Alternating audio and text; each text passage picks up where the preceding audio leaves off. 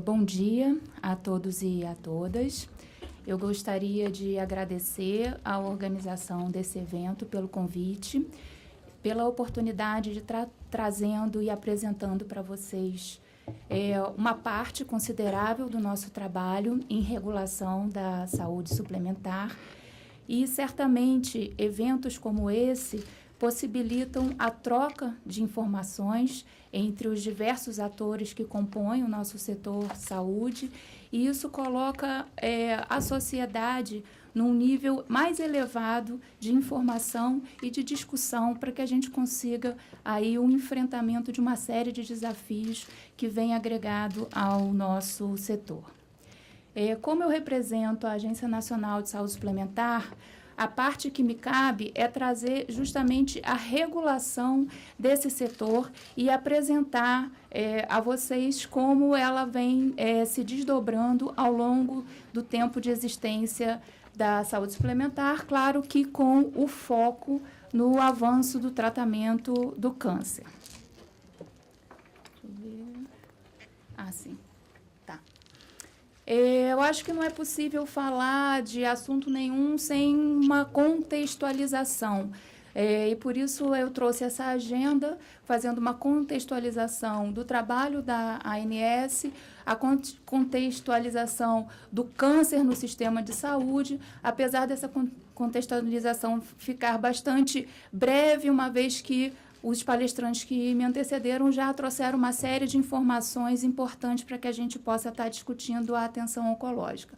Depois eu entro nas ações da ANS propriamente ditas em relação à regulação assistencial, que é a parte que me cabe, e o processo de revisão do rol de procedimentos e eventos em saúde e a cobertura oncológica na saúde suplementar. Bom, a Agência Nacional de Saúde Suplementar, ela é uma agência reguladora federal vinculada ao Ministério da Saúde, mas que tem autonomia administrativa, financeira e que tem a sede no Rio de Janeiro. A agência ela foi criada no ano 2000 para regulamentar e fiscalizar o marco regulatório que é a Lei 9656 do ano de 1998. Por que isso é importante para o contexto da saúde suplementar? Porque o escopo de regulação da ANS são os planos de saúde. E o ente regulado são as operadoras de planos de saúde. E a primeira regulação que essas operadoras, essas empresas sofreram, foi a partir do marco regulatório de 1998. Mas isso não quer dizer que elas tenham surgido nessa época. Muito pelo contrário, a gente tem comercialização de plano de saúde de décadas anteriores à regulação.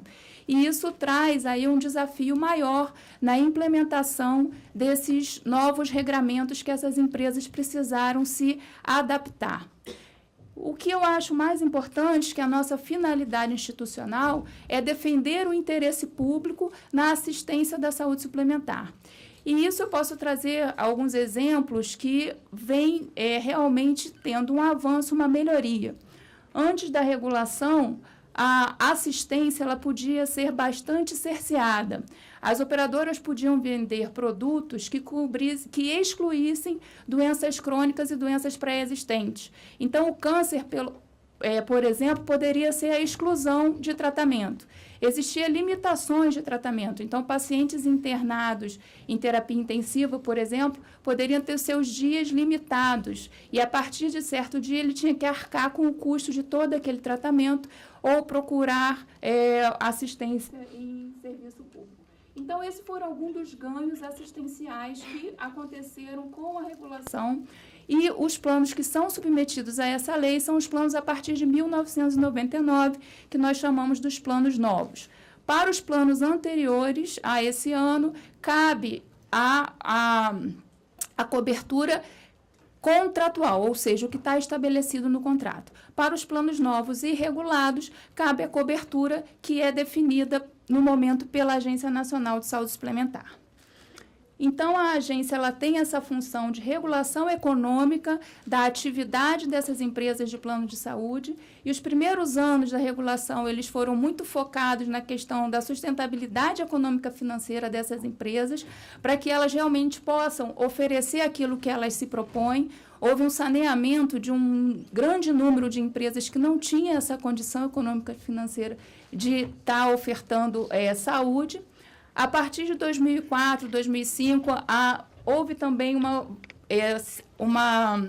inflexão sobre a qualidade do cuidado que essas operadoras estavam oferecendo aos seus beneficiários, com o programa de qualificação da saúde suplementar e uma ênfase na regulação assistencial, que é o que a gente vai estar trazendo aqui, além da fiscalização do setor e de medidas que são indutoras da qualidade do setor.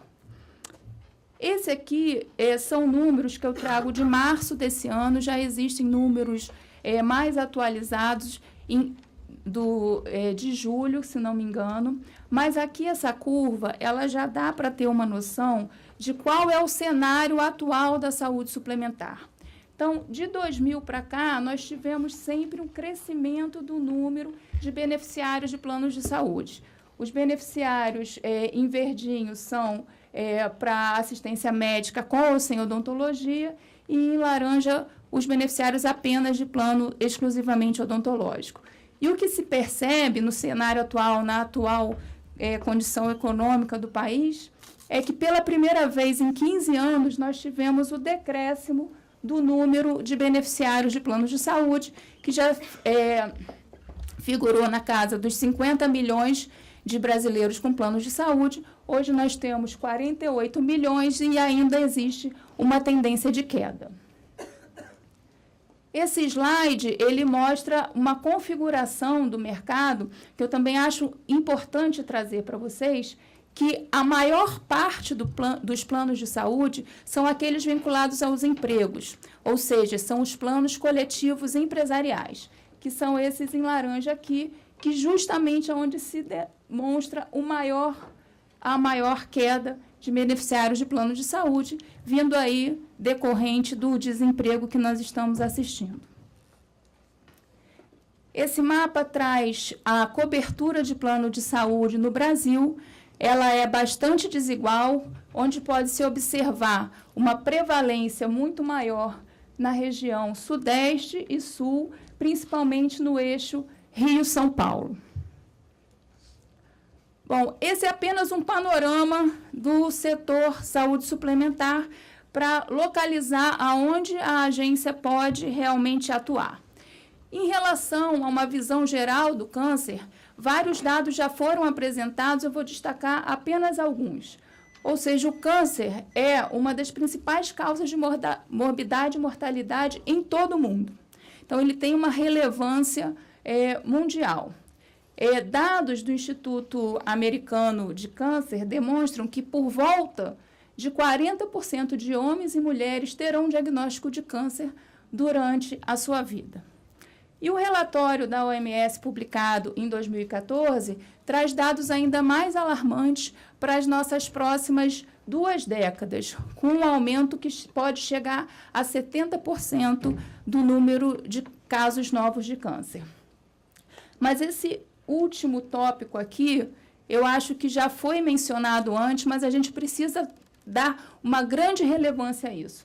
Porque 1/3 das mortes por câncer estão relacionadas a 5 fatores de risco: tabagismo, alcoolismo, obesidade, sedentarismo e baixo consumo dietético de frutas e vegetais. Ou seja, 1/3 das mortes poderia ser evitada caso houvesse um investimento maior das políticas públicas em promoção e prevenção, que são as medidas relacionadas a esses 5 principais fatores de risco. Esses são dados da Sociedade Americana também de Oncologia, que apontam para o futuro da oncologia como você tendo melhorias na tecnologia de informação. Já foi dito aqui pela doutora Maria de Fátima e por outros palestrantes também a importância da informação. Quando nós desconhecemos o número de casos, a prevalência de casos, a mortalidade daquela doença, é impossível fazer qualquer tipo de planejamento e de política pública voltada para a patologia em questão. Além disso, a medicina de precisão também foi dita aqui, que especialmente esse artigo se refere ao diagnóstico molecular do câncer como uma forma de você tratar mais especificamente os pacientes. E, por último, mas, claro, não menos importante, é a questão do valor em saúde. Ou seja, o valor não é quanto aquela doença custa, mas é o quanto que você pode investir e trazer benefícios, agregar melhorias ao paciente que está sendo tratado. Esses dados já foram ditos também, os cânceres mais prevalentes, mama em mulher, e pulmão e próstata em homem, eu não vou me ater. Essa é uma distribuição global também que já foi dito que os países que já tiveram a sua transição demográfica e o seu envelhecimento populacional, que são os países do hemisfério norte, eles têm um número aumentado de câncer no momento, mas que os países em desenvolvimento e que estão completando essa transição demográfica são os países que vão estar sujeitos ao maior aumento do número de câncer, como é o caso do Brasil, porque nós ainda somos um país que está envelhecendo. Aqui é basicamente a mesma coisa. Aqui a proporção de anos perdidos por morte precoce por conta do câncer também já foi dito aqui. Entrando, então, especificamente nas ações da Agência de Regulação Assistencial. Nós temos, desde 2014, um comitê permanente para discutir com a sociedade as melhores ações em relação à regulação assistencial. O nome desse comitê é COSAúde. Os membros desse comitê são os mesmos membros que compõem a Câmara de Saúde Suplementar, que já é uma instância de participação social da agência desde a sua criação. Ele tem mais de 40 membros com assento, várias instituições, o Ministério da Saúde, a Anvisa, outros ministérios, órgãos de defesa do consumidor, representantes de operadoras, representantes de hospitais, representantes de médicos, odontólogos, outras profissões também em saúde, e dentro dessa representação, as políticas adotadas pela agência são discutidas no âmbito desse comitê. Para aperfeiçoamento da incorporação da tecnologia dentro da saúde suplementar, nós também utilizamos como ferramenta a avaliação de tecnologia em saúde. Nós tentamos induzir também, dentro da cobertura assistencial, uma medicina baseada em evidência, e isso a gente consegue por meio da criação de diretrizes e protocolos de utilização das tecnologias que são incorporadas à cobertura. Nós desenvolvemos também programas de promoção da saúde e prevenção da doença e estimulamos que as operadoras façam a adesão a esses programas. Nós temos uma colaboração com o Ministério da Saúde no inquérito populacional chamado Vigitel, que justamente traz a prevalência dos principais fatores de risco para a doença crônica não transmissíveis. E nós temos um Vigitel exclusivamente com dados da saúde suplementar. Essa publicação está disponível no site da ANS e traz o quanto vem evoluindo os nossos indicadores de saúde nessa população específica. Além disso, nós trabalhamos também com a criação de outros grupos de trabalho, dependendo do tema que está sendo tratado, e fazemos convidados, como a própria Associação de Oncologia já participou da nossa discussão. A regulação assistencial ela tem que ter por base a cobertura assistencial. Essa cobertura assistencial ela é o conjunto de direitos que são adquiridos ao beneficiário quando ele faz um contrato de plano de saúde. Quando o indivíduo contrata um plano de saúde, infelizmente, ele não contrata a assistência irrestrita. Essa assistência ela é limitada por um instrumento chamado Rol de Procedimentos e Eventos em Saúde, que é periodicamente revisado pela agência. Como eu falei anteriormente, os planos antigos, cabe a cobertura que está estipulada em contrato. Já os planos novos, cabe a cobertura que é definida pelo rol de procedimentos e eventos em saúde. Além disso, os planos de saúde, eles podem ter segmentações. Então, o usuário pode contratar um plano com cobertura exclusivamente ambulatorial, exclusivamente hospitalar ou exclusivamente odontológica, ou a combinação dessas segmentações, e a cobertura vai ser determinada de acordo com a contratação. É importante também frisar, e isso a gente colocou inclusive na norma, que o rol é a lista de cobertura mínima obrigatória. Ou seja, nada impede que as operadoras de planos de saúde cubram além do que está no rol. Elas não podem deixar de cobrir aquém do que está no rol. Então, ele é uma referência básica. Atualmente, ele já tem mais de 3.400 procedimentos listados nessa norma da ANS. E o rol ele foi determinado pelo marco regulatório da agência, marco regulatório do setor, desculpa, a Lei 9656. Então, essa lista ela já existe desde 1998, ou seja, antes mesmo da criação da agência, que foi em 2000.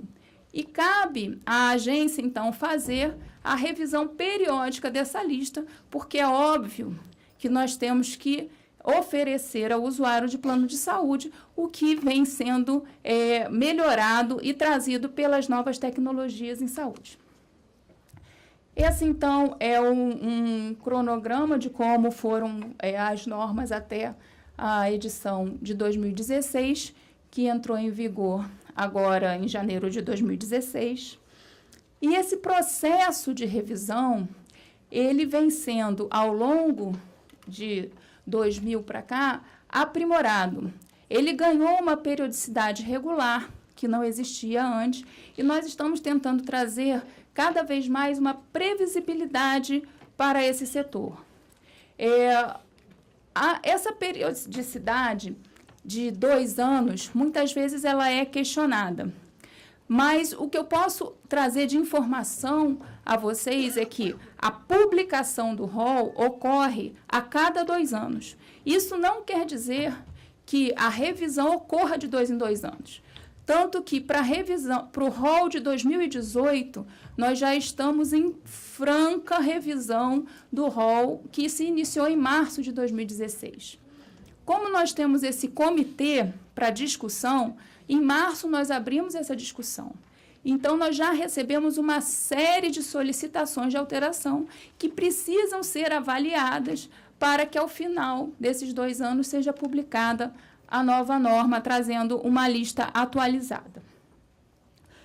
Dentro desse aprimoramento do processo, uma parte muito importante é que ele ganhou critérios de priorização para a incorporação, e esses critérios, eles estão bem definidos e eles estão disponíveis no site da agência, e isso traz o que a gente quer, que haja uma maior previsibilidade quando houver a publicação do novo rol.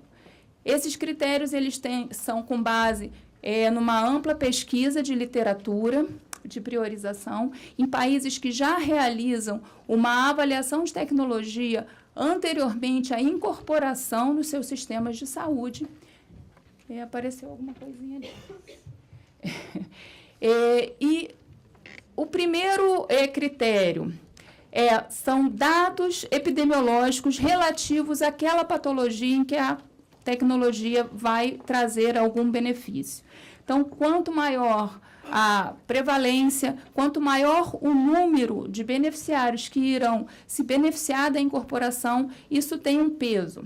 Quando existem também emergências epidemiológicas, como foi o caso da epidemia de Zika no Brasil, que inclusive foi decretada pela OMS como uma emergência em saúde pública mundial, nós trabalhamos em cima disso e fizemos um trabalho junto com o COSAúde de uma reunião extraordinária que acabou favorecendo a incorporação de exames para o Zika antes mesmo que saísse uma nova edição do rol.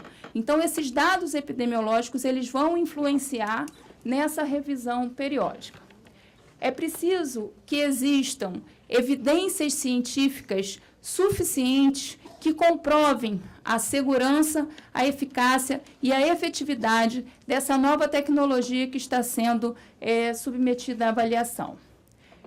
É preciso que essa nova tecnologia ela venha substituir uma outra que já exista no rol. Por exemplo, se já existe uma tecnologia que pode exercer aquele efeito, provavelmente ela vai ter sua avaliação não vai ser incorporada porque já existe outra tecnologia. É preciso que exista também mão de obra especializada no Brasil, porque a nossa regulação é em âmbito nacional, para realizar aquela tecnologia, que já existam insumos e matéria-prima nacionalizadas que proporcionem a difusão dessa tecnologia, que exista uma rede especializada também para a realização daquele procedimento, resultados de efetividade e também as avaliações feitas pela Conitec são utilizadas como critério para a incorporação, uma vez que a Comissão Nacional para a Incorporação de Tecnologia, apesar dela ser voltada para o SUS, nós temos assento e participamos do plenário da comissão e todo o relatório que é feito com base em técnicas de avaliação de tecnologia, esse relatório nos serve de insumo para a tomada de decisão também. Mas não é único e exclusivo critério, como vocês podem ver aqui.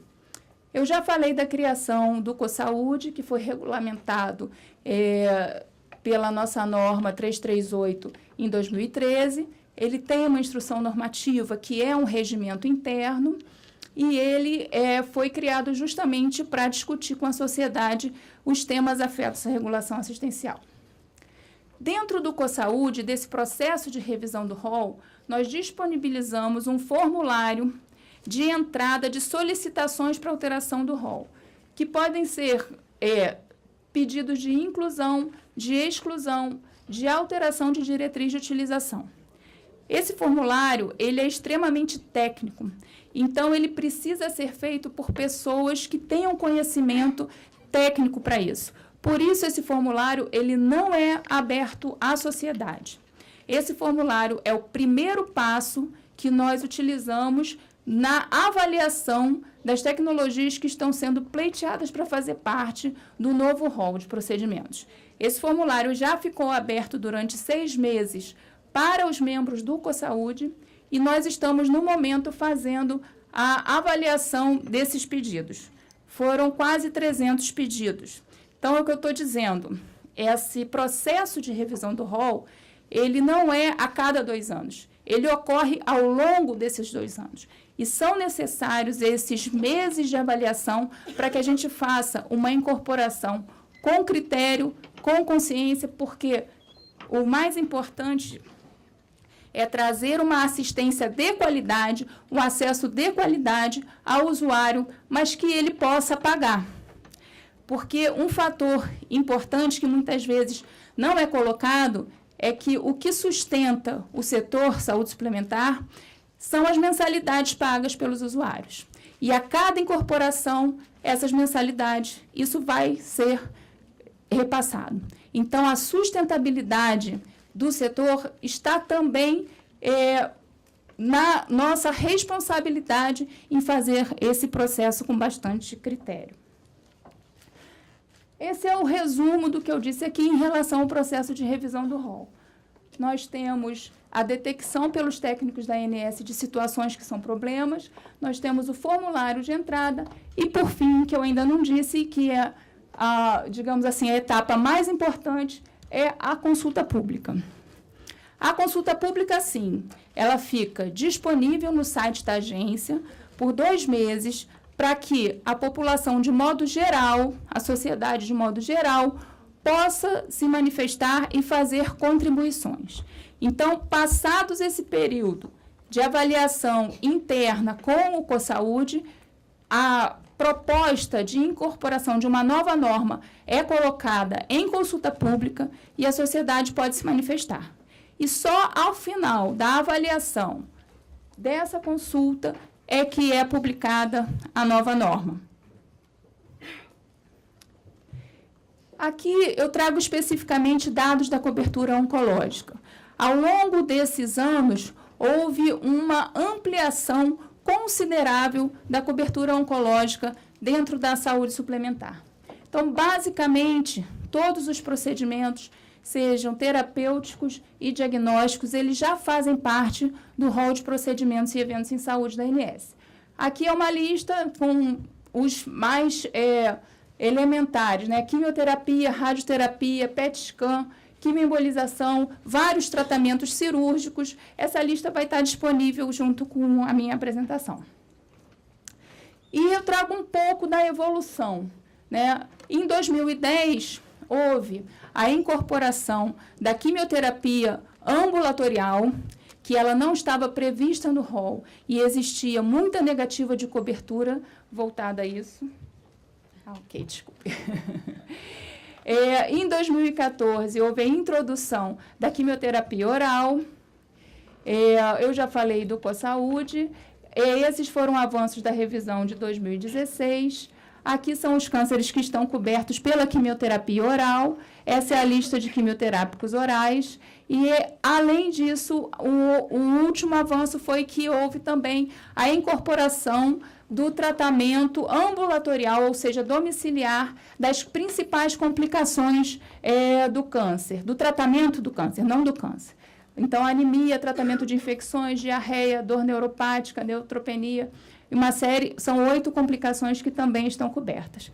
Bom, era isso que eu tinha a dizer para vocês. Espero ter contribuído no aumento do conhecimento, pelo menos do escopo de regulação que nós exercemos. Aqui tem todos os meios de comunicação com a agência e a gente espera também que a sociedade, conhecendo melhor os seus direitos, ela faça uso desse seu direito e denuncie a agência quando houver um caso de negativa de cobertura que seja descumprimento do que está nas nossas normas. Muito obrigada.